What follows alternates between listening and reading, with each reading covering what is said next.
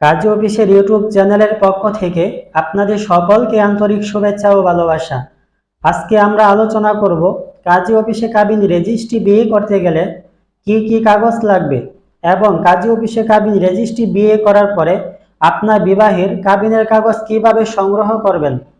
কাজী অফিসে কাবিন রেজিস্ট্রি বিয়ে করতে গেলে ছেলে এবং মেয়ে ওনাদের দুইজনের এনআইডি কার্ড লাগবে। যদি এনআইডি কার্ড না হয়ে থাকে তাহলে জন্ম নিবন্ধন লাগবে।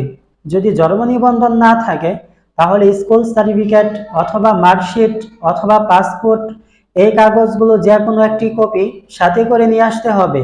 বর এবং কনে ওনাদের দুইজনের বয়স প্রমাণের জন্য এই কাগজগুলো লাগবে।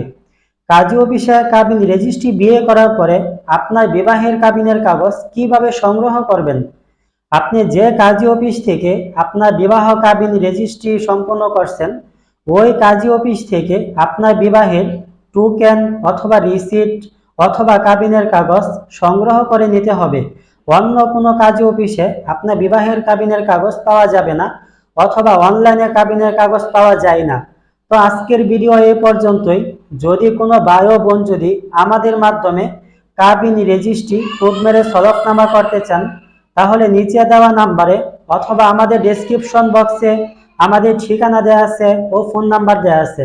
চাইলে যে কোনো পরামর্শের জন্য আপনারা আমাদের সাথে যোগাযোগ করতে পারেন।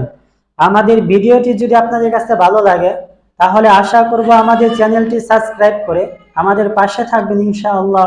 আসসালামু আলাইকুম ওয়া রাহমাতুল্লাহ।